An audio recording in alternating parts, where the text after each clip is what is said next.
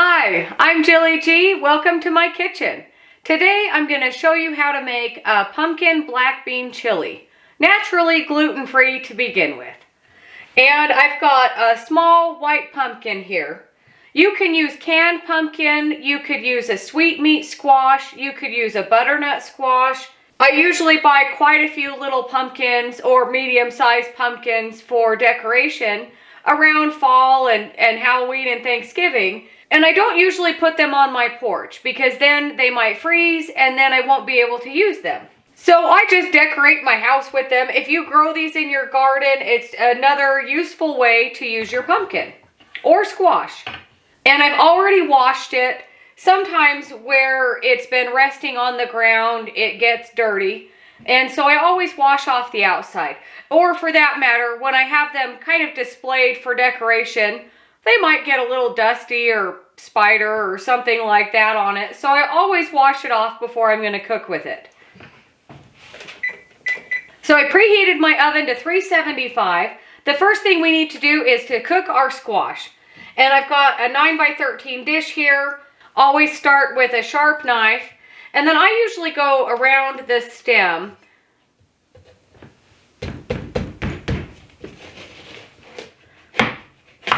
And you always want to be super careful.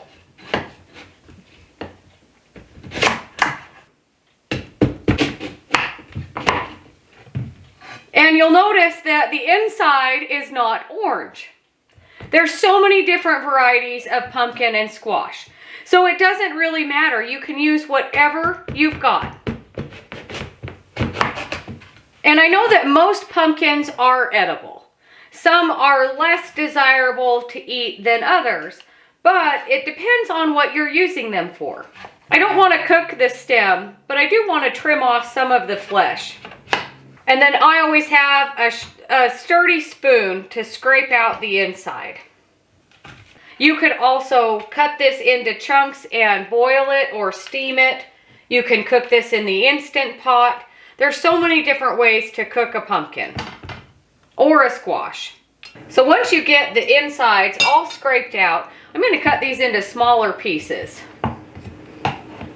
And my little teeny pieces in here will cook a little bit faster, but that's just fine. And I know this seems like a lot of work and a lot of effort for just 2 cups of squash that we need, when you could just as easily open a can. But I really enjoy having the pumpkins, and I don't like to waste anything.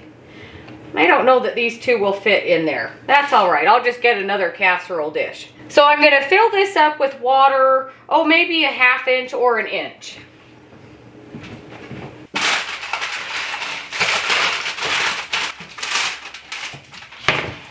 So I've got 2 casserole pans with my squash and a little bit of water. My oven is not quite preheated yet, and that's just fine. It will get there.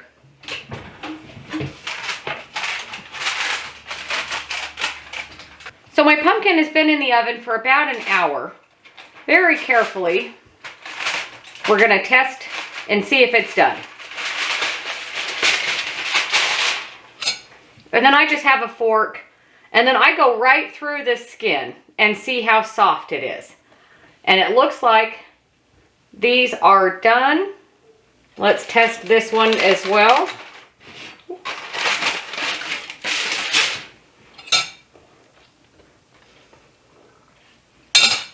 So now while these cool off, even though this is a pumpkin chili recipe, I thought why not show you the pumpkin seeds as well. So here's all of the seeds.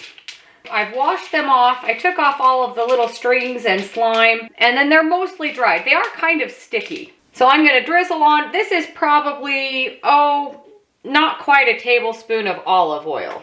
And I don't think I'm even going to use all of it. And then I'm going to stir all of these seeds around. And I turned my oven down to 350. I'm going to try to spread them out. And then I'm just going to sprinkle on some salt. But you could use whatever spices or seasoning that you like. Just a little crunchy nut snack.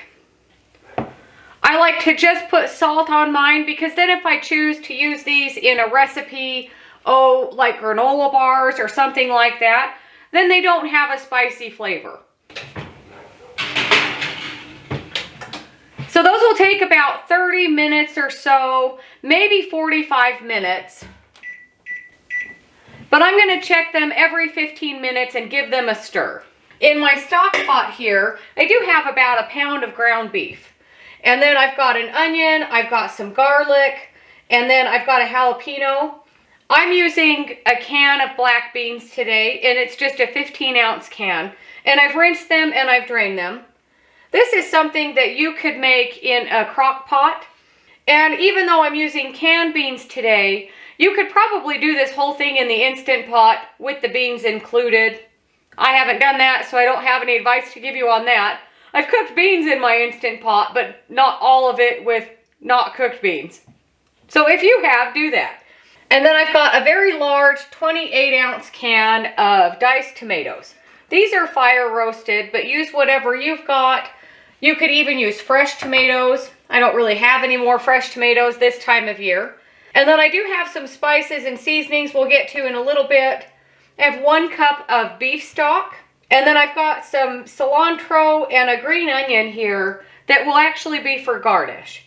So I'm going to start cutting up my onions and my garlic.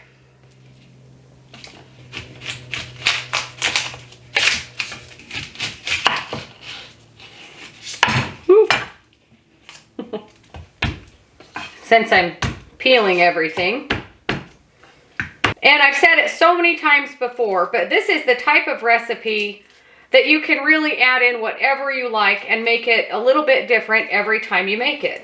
And as with anything with garlic, onions, salt and pepper, things like that, it is to taste. And then I've got, it looks like about 5 garlic cloves here is what I've got. And then I'm going a pretty fine chop. I've mentioned before that anytime I'm making a soup or a stew, I really like to make sure it all fits on a spoon when you go to eat it. And then I went a pretty fine mince on the garlic. And then it's been about 15 minutes. So I'm just going to very carefully stir around my pumpkin seeds.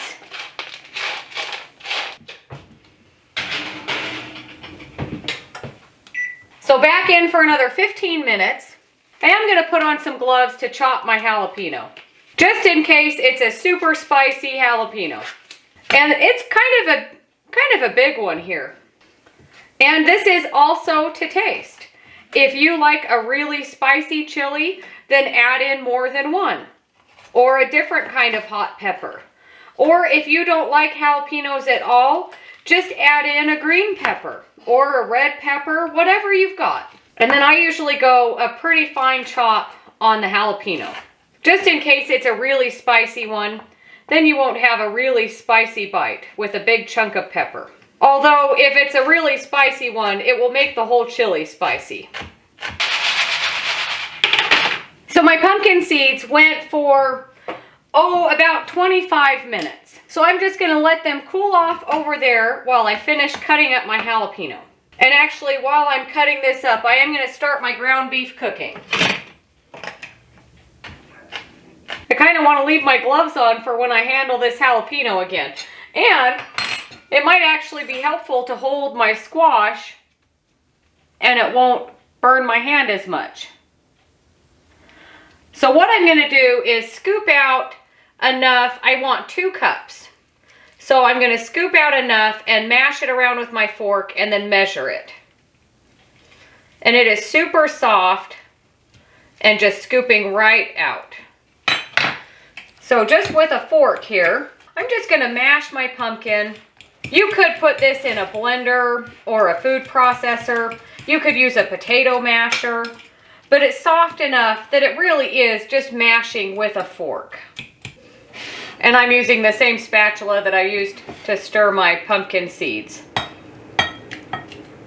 So let's see how much we've got. And that is almost 2 cups.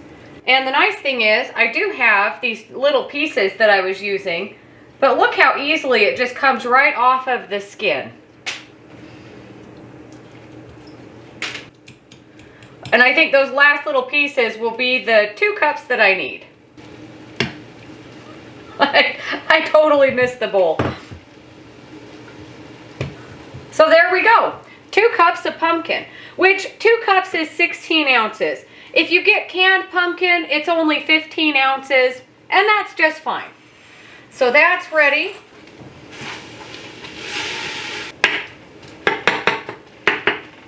I'm actually going to turn my heat up to about medium high.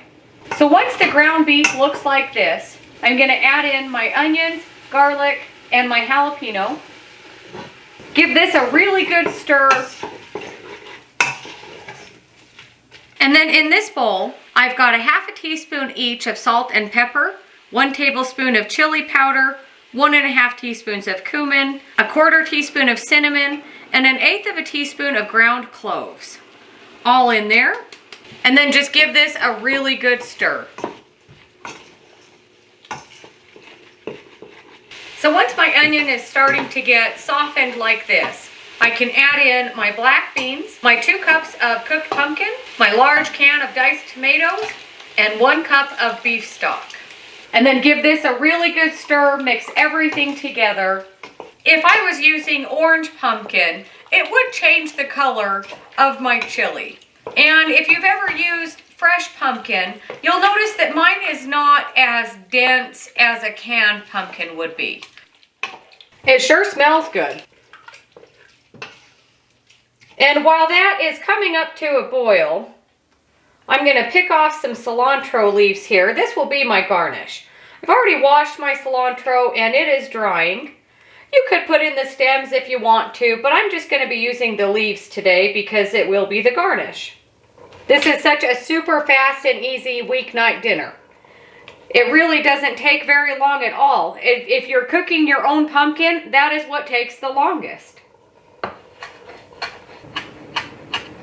And with your cilantro, cut it as fine as you like it to be.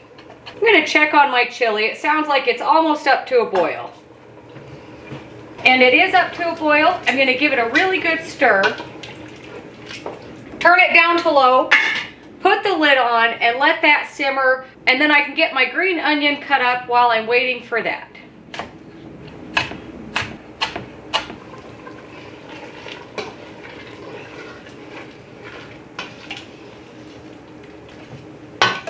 So my chili has been simmering, for about, half hour, 40 minutes. You don't have to simmer it that long, but you can. You could simmer it for even longer if you want to. The main thing that you're looking for is just until your meat is cooked all the way through and if you have a lot of vegetables in here, that they're all cooked through. So it really doesn't take that long, but I do like to let it simmer. I feel like the flavors get together better. And then of course, things like this sometimes are even better the next day. So I've got my green onions and my cilantro in here. This is also one of those things that you can put on whatever you like.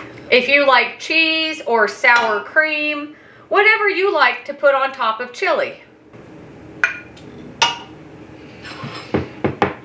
I'm going to put a little bit of cilantro and a little bit of green onion.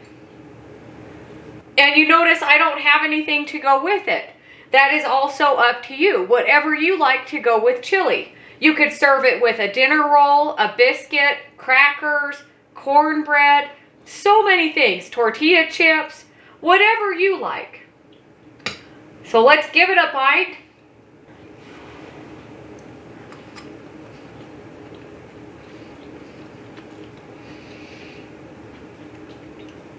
It's really good. And if you've never tried cinnamon and cloves in a savory dish before, it really is delicious. It just adds a depth of flavor. Even though those are kind of traditional spices for a pumpkin bread or something like that, don't be fooled that your chili will taste like a pumpkin bread. It just adds so much flavor to your chili. And you can't taste the pumpkin at all, but it really is delicious. And you never know how spicy your jalapeno will be. And I think mine has the perfect amount of heat in here. And then my pumpkin seeds here, and they do crisp up a little bit more after they've cooled off. Those are delicious. Again, you can make those any flavor that you want. Let me know what you think if you make this recipe. Let me know what kind of squash or pumpkin you use. And if you do what I've done and you cook a whole pumpkin and you only need a small amount for a recipe like this, over here in my cookbook and here on my channel, I have a lot of different pumpkin recipes. Pumpkin pie, pumpkin muffins, pumpkin bread, pumpkin cheesecake, a pumpkin crumb cake. They are all delicious. And then you've got other uses for your pumpkin that might not have gone into your chili. And for that matter, the holidays are here. And if you know somebody that might enjoy a gluten-free cookbook for Christmas, the link is in my description box below. I've got hardcover, softcover, and it's also available on Kindle. It makes a perfect holiday gift. Whether you have been cooking gluten-free for many years like I have, or maybe you know somebody that is brand new to gluten-free, this is the perfect book. There's something for everybody in there. But thank you so much for watching. Don't forget to like and subscribe if you haven't already. If you have any questions or comments, let me know, and I'll see you on the next one.